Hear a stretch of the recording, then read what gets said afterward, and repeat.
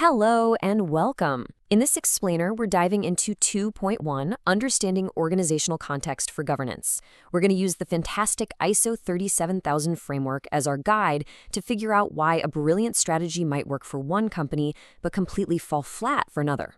Let's get into it. Just so you know, this explainer is brought to you by EasyPathUni in coordination with Yazan Ibrahim. Our whole goal here is to take these big, sometimes complicated governance ideas and break them down into clear, actionable steps that you can actually use, with real-world examples to guide you. So let's start with this puzzle. Have you ever seen this happen? A company adopts all the so-called best practices, and they take off like a rocket. Then another company tries the exact same playbook, and it just crashes and burns. What is going on there? What's the missing piece? Well, that crucial piece is something called organizational context. And that right there is the key. Getting a handle on your organization's unique context. Well, it's not just some preliminary step you can check off a list. It is the absolute cornerstone, the foundation for building a governance framework that actually does its job. One that's a living, breathing part of your success, not just a dusty binder on a shelf. I love this analogy. Think of your organizational context as a custom-made lens. Now, the principles in a standard like ISO 37000, they're like a powerful universal light source. But it's your organization's unique lens that focuses that light, making it sharp, clear, and perfectly suited for you. Without that lens, all you've got is a blurry generic mess. Okay, so we keep using this term organizational context, but what does it actually mean? It's not just some vague, fuzzy concept. In the world of ISO standards, it has a very specific and frankly very powerful definition. And here it is. It's the sum of all the internal and external issues that affect your organization's purpose and, this is the important part, its ability to actually achieve what it sets out to do. It's basically about mapping out all the forces, both inside your company and out in the wider world, that are shaping your journey. Now, the easiest way to think about this is to split it into two big buckets. On one side, you've got your internal issues.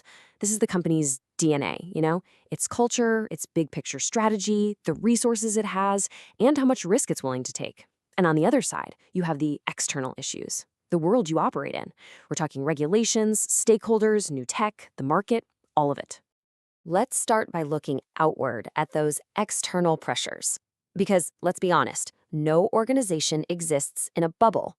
For your governance to mean anything, it has to be ready to deal with a whole bunch of complex pressures coming from the outside world. Two of the biggest external forces you'll face are the legal landscape and your stakeholders.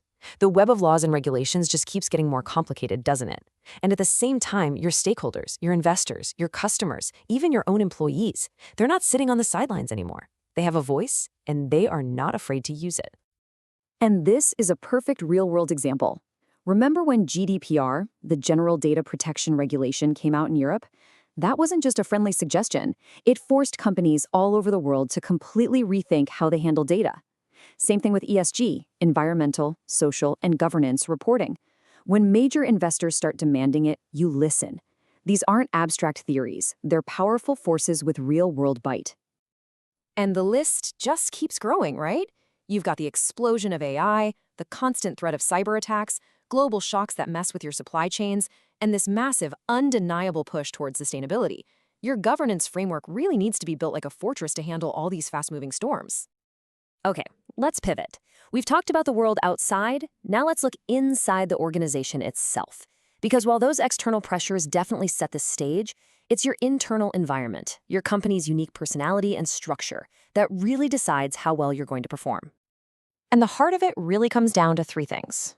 First, what's your culture really like? Is integrity just a word on a poster, or is it actually baked into how people make decisions every single day? Second, is everyone aligned with the strategy? Does everyone even know where the ship is headed? And third, are roles and responsibilities crystal clear? Does everyone know what their job is and who's accountable for what? And digging a little deeper, we also have to think about risk appetite. How much risk is the organization actually comfortable taking to reach its goals? And maybe most importantly, do you have the resources, the right people, the right tech, the right funding to actually pull off your strategy and live up to all these governance promises? These internal factors are just as powerful as the external ones. So let's make this personal for a second. Think about your own organization. The last time you had to deal with a big external shock, a new competitor, a sudden market shift, did your internal culture act like a springboard, helping you adapt and bounce back? Or was it more like an anchor, weighing you down with resistance and making it harder to change? That's when this stuff really hits home. Okay, so understanding all this is one thing, but insight without action is pretty much useless. So how do we take all this knowledge and actually turn it into a concrete plan? Let's walk through a practical roadmap for putting this into practice. Here we go, a clear 6-step action plan.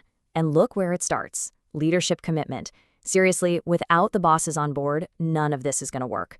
Then you do that deep dive to really get your context. After that, you see where you're at with a gap analysis. The trick is to integrate this with systems you already have, not start from scratch. And remember, it's not a one-and-done deal. You have to keep improving. Finally, you've got to communicate and train, so good governance becomes everybody's job. And here's a fantastic pro tip for getting started. Please don't try to boil the ocean. You'll just get overwhelmed. To build momentum, focus your energy where you'll get the biggest bang for your buck. Find the area facing the most intense external pressure, or the place with the biggest internal culture problem. If you can score an early win there, you'll build the trust and support you need to tackle the rest.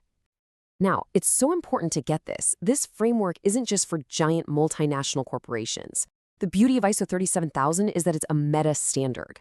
Think of it like a flexible blueprint that can be tailored to fit any organization out there. A small business, a government agency, a nonprofit, you name it. The core principles of good governance are universal, and this makes them accessible to everyone. So let's wrap up with one last question for you to take back to your team. After everything we've talked about, what is the single most critical external pressure, be it technology, regulations, or stakeholder demands, that your governance framework absolutely has to get right starting today? Figuring that out is your first real step toward building an organization that's not just successful, but truly resilient.